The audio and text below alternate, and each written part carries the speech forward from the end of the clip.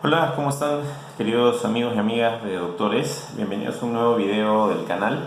Hoy vamos a tocar el tema relacionado al uso de los glucocorticoides, específicamente uno de ellos es la dexametasona y qué tan útil es para el tratamiento del COVID y si es que ustedes deben tomarlo o no.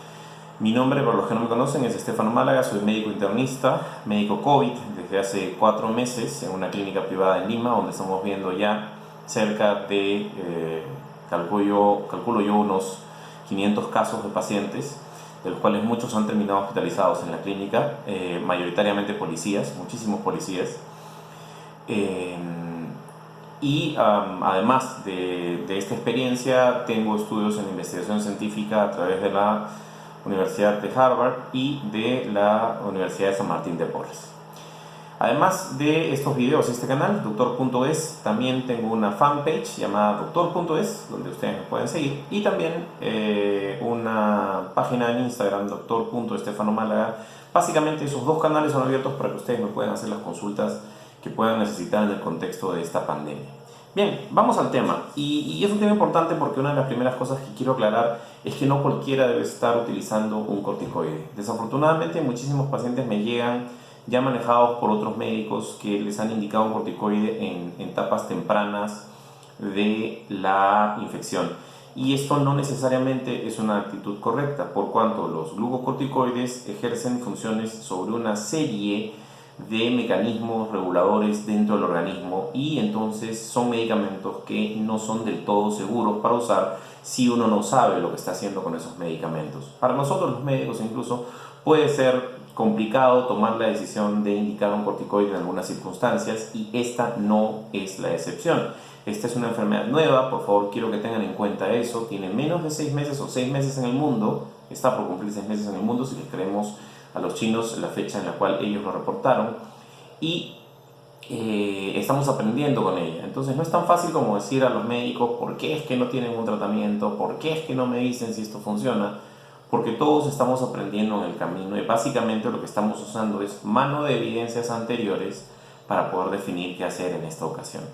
Es un tema difícil, es un tema complicado y cuando la gente decide automedicarse lo hace aún más complicado. Y cuando sale un médico a sugerir tratamiento de manera abierta y pública para todo el mundo, lo hace aún más complicado porque un mismo tratamiento no funciona igual en distintos tipos de pacientes, porque para la administración de cada tratamiento existe un momento oportuno, una dosis oportuna y un riesgo individualizado para cada paciente. Eso pasa con medicamentos como la hidroxicloroquina, que ya demostró que de la forma como se ha venido utilizando por lo menos no tiene ninguna utilidad, aunque seguramente si algún reumatólogo ve esta grabación discrepará y dirá que hay algún momento oportuno para utilizarlo y eso habría que demostrarlo, pero es posible. Como el uso de la citromicina, que ya se demostró que no tiene mayor ventaja para ser utilizado en esta condición, salvo en algunos casos, que son menos del 8% de los casos en los que se esté presentando una infección agregada. Entonces, usar antibióticos simplemente porque sí no ofrece ningún beneficio. Como la ivermectina, que hasta la fecha no tiene ninguna evidencia de uso y que, al igual que con otras drogas, acitromicina, sulfa, hidroxicloroquina, hay un montón de gente que dice que le está funcionando, pero de lo cual no tenemos ninguna evidencia y que lo más probable es que cuando salgan los estudios se demuestre que tampoco funciona. Por más que ustedes escuchen muchas personas diciendo que funciona, esto pasa con este tipo de enfermedades y habrá un video en algún momento que dejaré como cola seguramente de este video para que ustedes entiendan por qué es que parece que algunos medicamentos funcionan y otros no. Hay videos también, hay un video muy célebre de una doctora Barrientos del Salvador que sale hablando muy bonito y sale diciendo por delante que ella es microbióloga y que tiene muchos estudios y luego hasta allí todos le creemos, pero los médicos cuando escuchamos lo que dice después entendemos de que no sabe claramente de lo que está hablando. Porque habla de que la OMS prohibió el uso de antiinflamatorios y luego se suelta a hablar de que ella trata a sus pacientes con ibuprofeno y que con ibuprofeno los ha cuidado. En aquellos videos ella habla de haber visto más de 500 pacientes. El problema es que en el momento en el que ella habla de esos más de 500 pacientes, en El Salvador no llegaban a 300 pacientes. Entonces ella no había visto pacientes directamente porque atendía por telemedicina. Ella no había tenido la oportunidad de enfrentar directamente a pacientes pecho a pecho con equipo de protección, viendo cómo los pacientes se asfixian y cómo nada de lo que ella sugiere que es tratamiento es cierto. Una de las cosas que sugiere esta doctora es el uso de antigripales. Yo voy a hacer un video desmintiendo parte por parte los videos de la doctora, pero los antigripales no sirven ni siquiera para tratar la gripe, ni siquiera un resfriado, mucho menos van a servir para esta condición, porque no controlan los síntomas del resfrío. Y sugiere el uso de ibuprofeno, porque esto es una enfermedad en la que hay una gran inflamación y el ibuprofeno es un excelente antiinflamatorio y entonces se puede utilizar. Lo único cierto de esa frase es que el ibuprofeno es un excelente antiinflamatorio, pero la inflamación que se produce en esta infección no puede ser controlada con un antiinflamatorio del tipo al cual pertenece el ibuprofeno. El ibuprofeno es un antiinflamatorio que es pariente o es, digamos, relativamente cercano, y les recuerdo a los colegas médicos que puedan estar viendo este video que este no es un video para médicos, este es un video para pacientes fundamentalmente. Decía yo, el ibuprofeno es básicamente un pariente cercano de la aspirina, corresponde a esta clase de antiinflamatorios llamados antiinflamatorios no esteroideos. En esa misma categoría están el naproxeno, el ketorolaco, el ketoprofeno, el etoricoxib, el celecoxib, una serie de medicamentos que lo que se encargan es de bloquear una ruta metabólica por la cual se produce la inflamación, que es la ruta de una enzima llamada la ciclooxigenasa. Eso es muy bueno cuando se tratan de inflamaciones dolorosas, como las que se producen por un golpe o por traumas repetitivos y degeneraciones en articulaciones. ¿Sirve para otros tipos de inflamación? Sí, seguramente, claro que sí. Porque no solamente está implicada la ciclooxigenasa en el proceso del daño que se produce en una inflamación, hay otros mediadores de inflamación y algunas sustancias llamadas citoquinas inflamatorias que están relacionadas con esto. Pero este tipo de antiinflamatorios nunca fueron prohibidos por la OMS. La doctora reniega de la OMS diciendo que prohibió antiinflamatorios y la OMS jamás prohibió este tipo de antiinflamatorios. Recomendó su uso con cautela y prefirió el uso de paracetamol, pero no prohibió el uso de antiinflamatorios no esteroideos, los cuales pueden ser utilizados para controlar los síntomas, disminuir parte del malestar y controlar la fiebre. El ibuprofeno es un excelente antipirético. Ahora, ¿una persona se puede curar utilizando ibuprofeno? No. ¿Una persona se puede curar utilizando un antiinflamatorio que no sea ibuprofeno? Tampoco. No hay una razón lógica, no hay una razón científica, no existe evidencia de que eso pueda ser así, ni con esta enfermedad, ni con ninguna otra enfermedad de tipo viral. Cuando la OMS habló de antiinflamatorios, se refirió al uso de antiinflamatorios del tipo de antiinflamatorios esteroideos o los que son conocidos como corticosteroides, y se refería básicamente a su uso en etapas tempranas de la enfermedad. ¿A qué nos referimos con etapas tempranas de la enfermedad? A esos pacientes que están en los primeros 2, 3, 5, 10 días de enfermedad, en los cuales el sistema inmune está combatiendo al agente agresor, en este caso un virus, el virus del SARS-CoV-2 o coronavirus o el causante de la COVID-19. ¿Por qué es que no se recomienda el uso de corticosteroides durante las primeras etapas? Porque los corticosteroides de alguna manera apagan el sistema inmune, disminuyen el sistema inmune. Y al disminuir el sistema inmune se cree que la persona puede tener mayor riesgo de infecciones secundarias y menor capacidad para eliminar el virus del organismo. Esa es básicamente la situación. Si tienes un sistema inmune apagado, un sistema inmune que no está funcionando con la velocidad adecuada, va a tardar más en reconocer al virus, va a tardar más en reaccionar ante él, en producir los anticuerpos que requieres para que tu cuerpo te cure de la infección. Esa es la única manera que conocemos hasta ahora de que esta condición se cure, produciendo anticuerpos.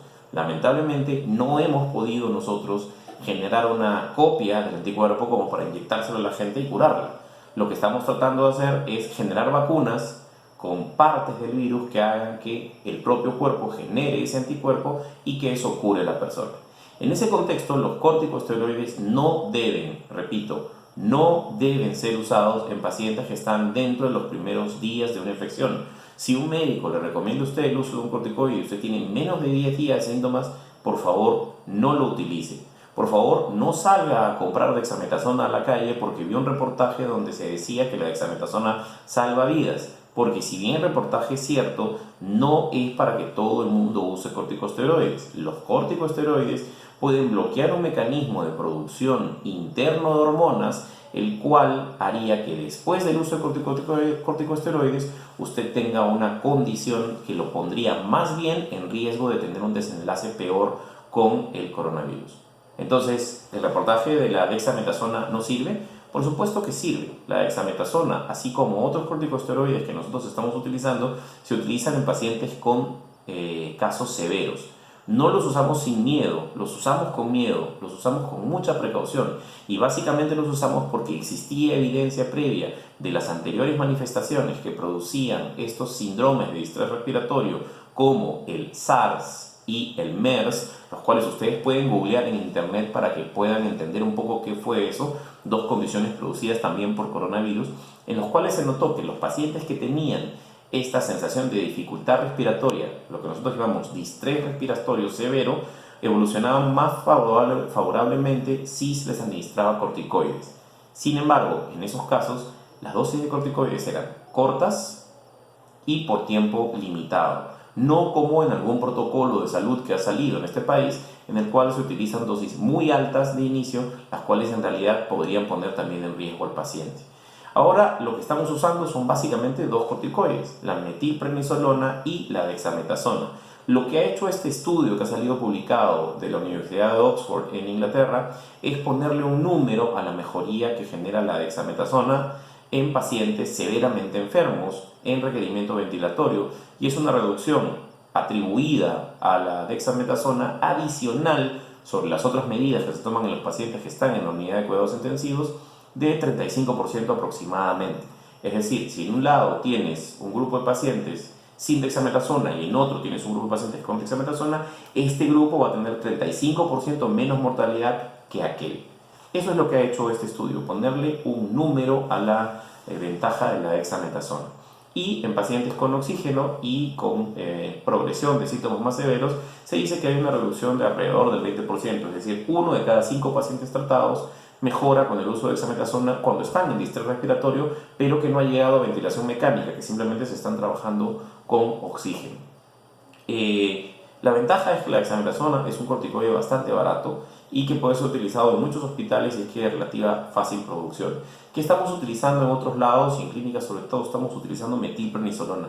La metilprednisolona no tiene un número hasta este momento en esta condición específica, muy serio, muy cerrado acerca de cuál es el beneficio que otorga. Sin embargo, hay algunos estudios, por ejemplo, un estudio retrospectivo, que es el del que voy a hablar ahora, que se ha hecho en relación a los pacientes en Wuhan, en la zona donde inicialmente se presentó esta lesión. No es un estudio muy grande, sin embargo, el estudio, viendo hacia atrás, no hacia adelante, no es que iban dando la medicación y se fueron fijando cuál fue la evolución, sino que cogieron un grupo de pacientes que se habían atendido en este centro y vieron hacia atrás lo que había ocurrido a los que les habían administrado metilprednisolona contra aquellos que no. ¿Y qué se notó? Que en el grupo donde se había administrado la metilprednisolona había una mejoría más rápida en el requerimiento de oxígeno. La saturación mejoraba mejor y más rápido, y la dependencia de oxígeno mejoraba más rápido en el grupo que había recibido metilprednisolona en comparación con el grupo que no la había recibido. Y lo otro es que aquellos pacientes que llegaron a requerir ventilación mecánica fueron menores en el grupo que recibía metilprednisolona que en el grupo que no la recibió. 35% en el grupo que no recibió metilprednisolona evolucionó a ventilación mecánica y solo 11% evolucionaron a ventilación mecánica en el grupo que requirió metilprednisolona. Eso quiere decir que le tenemos que dar a todo el mundo la metilprednisolona o a todo el mundo el corticoide. No, hay un momento específico, porque siempre uno de los temores principales del uso de corticoides, además de la posibilidad de sangrado, es el riesgo de tener una infección secundaria. Entonces, como en un hospital, en una clínica, hay bacterias adentro, de repente te bajamos las defensas al administrarte el corticoide y terminas teniendo una infección secundaria. ¿Qué es lo que pasa? ¿Por qué es que el corticoide sí puede funcionar en este estado antiinflamatorio, con este efecto antiinflamatorio, esta gran inflamación que se produce en el COVID-19, y un antiinflamatorio como un ibuprofeno no puede? Porque el ibuprofeno solamente bloquea un pequeño grupo de mediadores de inflamación.